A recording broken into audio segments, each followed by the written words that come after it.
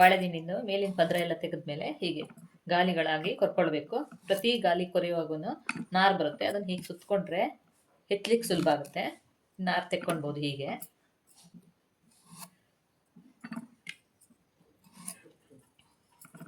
ನಾನು ಪಲ್ಯಕ್ಕೆ ಹೆಚ್ಕೊಳ್ತಾ ಇದ್ದೀನಿ.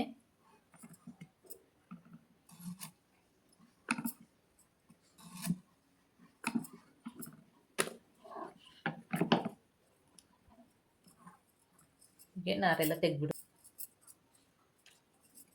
ಒಂದು 3-4 ಗಾಲಿಗಳನ್ನ ಹಿಂಗೆ ಜೋಡಿಸ್ಕೊಂಡು ಹೆಚ್ಕೊಂಡ್ರೆ ಸುಲಭ ಆಗುತ್ತೆ.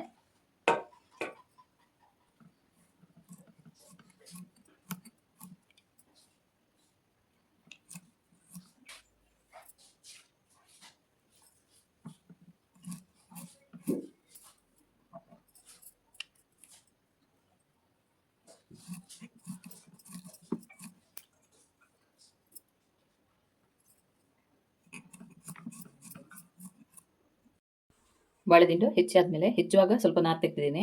ಹೆಚ್ಚಿ ಇಟ್ಟಿರ್ತೀವಲ್ಲ ಅದರಲ್ಲೂ ನಾರಿರುತ್ತೆ. ಅದನ್ನ ಹೀಗೆ ಒಂದು ದೊಡ್ಡದು ಕಡ್ಡಿ ತಗೊಂಡು, ಅಂದರೆ ಗಟ್ಟಿ ಇರಬೇಕು ಸ್ವಲ್ಪ. ನಾನಿದು ಕಬ್ಬಣದ್ದು ನಮ್ಮ ಮನೇಲಿ ನಾರು ತೆಗಿಲಿಕ್ಕೆ ಅಂತಲೇ ಇದೆ, ಅದರಲ್ಲಿ ತೆಗಿತಾ ಇದ್ದೀನಿ. ಹೀಗೆ ಸುತ್ತಬೇಕು ಒಂದೇ ಕಡೆ, ಅವಾಗ ನಾರೆಲ್ಲ ಈ ಕಡ್ಡಿಗೆ ಸುತ್ತಕೊಳ್ಳುತ್ತೆ.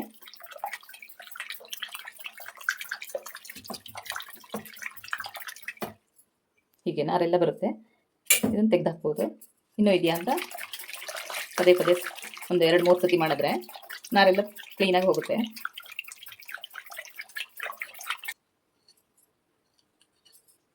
ನಾನು ಹೋಳು ಹೆಚ್ಕೊಳ್ಳೋವಾಗಲೇ ಸ್ವಲ್ಪ ನಾರು ತೆಗೆದಿದ್ನಲ್ಲ, ಹಾಗಾಗಿ ಜಾಸ್ತಿ ಇಲ್ಲ, ಒಂದು ಸ್ವಲ್ಪ ಇದೆ.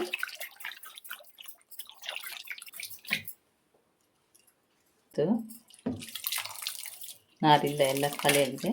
ಕ್ಲೀನಾಗಿ ತೊಳ್ಕೊಂಡು ಇದರಲ್ಲಿ ಪಲ್ಯ ಮಾಡ್ತಾ ಇದ್ದೀನಿ. ನಾನು ನಿನ್ನೆನೇ ಹೆಚ್ಚಿರೋದ್ರಿಂದ ಸ್ವಲ್ಪ ಕಲರ್ ಚೇಂಜ್ ಆಗಿದೆ. ನಾನು ಸ್ವಲ್ಪ ಮಜ್ಜಿಗೆ ಹಾಕಿ ಇಟ್ಟಿದ್ದೆ. ಇದರಲ್ಲಿ ನಾರೆಲ್ಲ ಕ್ಲೀನಾಗಿ ಹೋಗಿದೆ. ಇವತ್ತು ನಾನಿಲ್ಲಿ ಬಾಳೆದಿಂಡಿನ ಪಲ್ಯ ಮಾಡಿ ತೋರಿಸ್ತಾ ಇದ್ದೀನಿ. ಅದಕ್ಕೆ ಬಾಳೆದಿಂಡನ್ನು ಹೆಚ್ಚಿಟ್ಕೊಂಡಿದ್ದೀನಿ. ತೆಂಗಿನ ತುರಿ ಒಂದು ಅರ್ಧ ಬಟ್ಲಷ್ಟು ಇಟ್ಕೊಂಡಿದ್ದೀನಿ. ಒಂದು 3 ಹಸಿಮೆಣಸು ಹೆಚ್ಚಿಟ್ಕೊಂಡಿದ್ದೀನಿ. ಜೀರಿಗೆ ಮೆಣಸು, ಲಿಂಬೆಹಣ್ಣು, ಸಾಸಿವೆ. ಹೇಗೆ ಮಾಡೋದು ಅಂತ ತೋರಿಸ್ತೀನಿ. ಮೊದಲಿಗೆ ಒಂದು ಪಾತ್ರೆ ತಗೊಂಡು ಎಣ್ಣೆ ಹಾಕ್ಕೊಳ್ತೀನಿ. ಎಣ್ಣೆ ಸ್ವಲ್ಪ ಜಾಸ್ತಿ ಬೇಕಾಗುತ್ತೆ. ಪಲ್ಯನ ಚೆನ್ನಾಗಿ ಹುರಿಬೇಕು, ಹಾಗಾಗಿ ಎಣ್ಣೆ ಚೂರು ಜಾಸ್ತಿ ಬೇಕು. ಎಣ್ಣೆ ಕರಗ್ತಿದ್ದಂಗೆ ಸಾಸಿವೆ, ಜೀರಿಗೆ, ಉದ್ದಿನಬೇಳೆ 1 ಸ್ಪೂನಷ್ಟು ಹಾಕ್ಕೊಳ್ತಾ ಇದ್ದೀನಿ. ಉದ್ದಿನಬೇಳೆ ಸ್ವಲ್ಪ ಜಾಸ್ತಿ ಬೇಕಾಗುತ್ತೆ.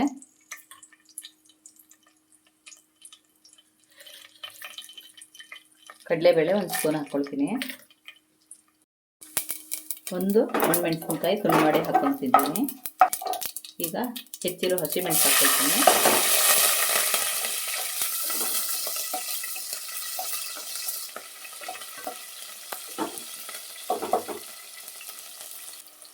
ಒಂದು 2-3 ಎಸ್ಲು ಕರಿಬೇವಿನ ಸೊಪ್ಪು ಹಾಕ್ಕೊಳ್ತೀನಿ.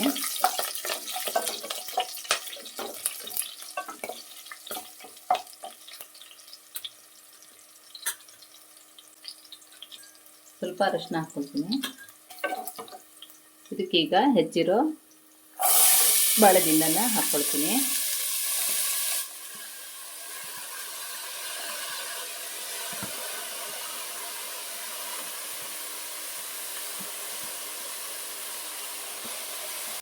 ಇದನ್ನು ಚೆನ್ನಾಗಿ ಹುರ್ಕೊಳ್ಬೇಕು. ಒಂದು 5-10 ನಿಮಿಷನೇ ಹುರ್ಕೊಳ್ಬೇಕಾಗುತ್ತೆ. ಹುರಿದಷ್ಟು ಟೇಸ್ಟ್ ಆಗುತ್ತೆ ಪಲ್ಯ. ಉಪ್ಪು ಸ್ವಲ್ಪ ಹಾಕ್ಕೊಳ್ತೀನಿ. ಇದಕ್ಕೆ ನೀರೇನು ಹಾಕೋದು ಬೇಡ, ಬಾಳೆದಿಂಡೆ ನೀರು ಬಿಟ್ಕೊಳ್ಳುತ್ತೆ. ಒಂದು 5 ನಿಮಿಷ ಮುಚ್ಚಿ ಬೇಯಿಸ್ತೀನಿ. ಮಧ್ಯ ಮಧ್ಯದಲ್ಲಿ ಆವಾಗವಾಗ ಕೈ ಆಡಿಸ್ತಾ ಇರಬೇಕು. ಈಗ ಮಸಾಲೆ ರುಬ್ಕೊಳ್ತೀನಿ. ಕಾಯಿ ಹಾಕ್ಕೊಳ್ತೀನಿ, ಸಾಸಿವೆ ಹಾಕ್ಕೊಳ್ತೀನಿ. ಯಾವುದು ಹುರಿತಾ ಇಲ್ಲ, ಹಾಗೆ ಹಾಕ್ಕೊಳ್ತಾ ಇದ್ದೀನಿ. ಜೀರಿಗೆ ಮೆಣಸು ಇಲ್ಲ ಅಂದರೆ ಹಸಿಮೆಣಸು ಹಾಕ್ಕೊಳ್ಬೋದು. ಖಾರಕ್ಕೆ ಎಷ್ಟು ಬೇಕು ನೋಡಿ ಹಾಕ್ಕೊಳ್ಬೇಕು. ಉಪ್ಪು ಹೋಳು ಬೇಯುವಾಗ ಹಾಕಿದ್ದೀನಿ. ಈಗ ಎಷ್ಟು ಬೇಕು ನೋಡಿ ಹಾಕ್ಕೊಳ್ಬೇಕು. ಇದನ್ನು ರುಬ್ಬಿ ತರ್ತೀನಿ. ಮಧ್ಯ ಮಧ್ಯದಲ್ಲಿ ಕೈ ಆಡಿಸ್ತಾ ಇದ್ದರೆ ಸ್ವಲ್ಪ ಬೇಗ ಬೇಯುತ್ತೆ.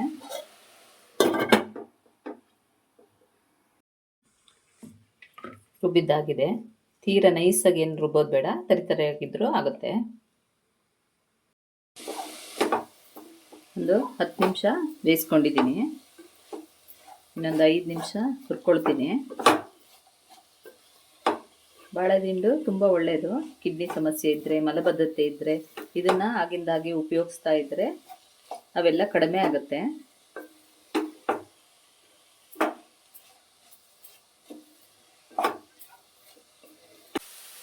ಬೆಂದಿದೆ ಇದೀಗ, ಸಾಕು. ಈಗ ಇದಕ್ಕೆ ರುಬ್ಬಿರೋ ಮಸಾಲ ಹಾಕ್ಕೊಳ್ತೀನಿ.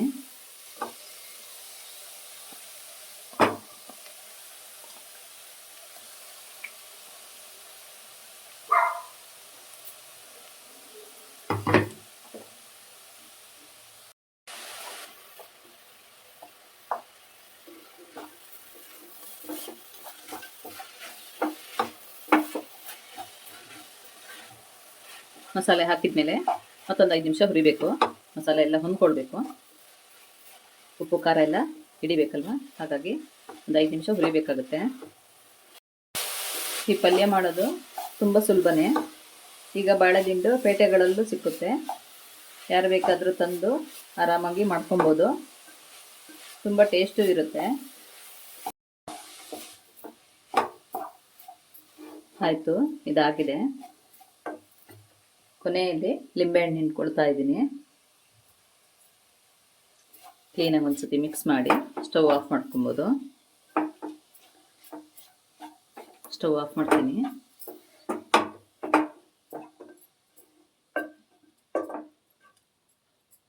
ಪಲ್ಯ ರೆಡಿ ಆಯಿತು. ಈ ಪಲ್ಯಕ್ಕೆ ನಾನು ಬೆಲ್ಲ ಉಪಯೋಗಿಸ್ತಾ ಇಲ್ಲ.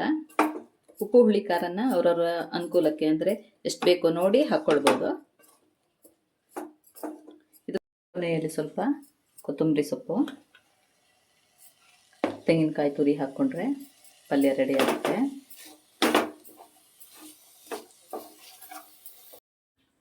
ಇವತ್ತು ಬಾಳೆದಿಂಡಿನ ಪಲ್ಯ ಹೇಗೆ ಮಾಡೋದು ಅಂತ ತೋರಿಸಿದ್ದೀನಿ. ಈ ವಿಡಿಯೋ ನಿಮಗೆ ಇಷ್ಟ ಆದರೆ ಲೈಕು, ಶೇರು, ಕಮೆಂಟ್ ಮಾಡಿ. ಸಬ್ಸ್ಕ್ರೈಬ್ ಮಾಡದೇ ಇರೋರು ಸಬ್ಸ್ಕ್ರೈಬ್ ಮಾಡಿ. ವಿಡಿಯೋ ನೋಡಿದವರು ಲೈಕ್ ಮಾಡೋದನ್ನು ಮರಿಬೇಡಿ. Thank you.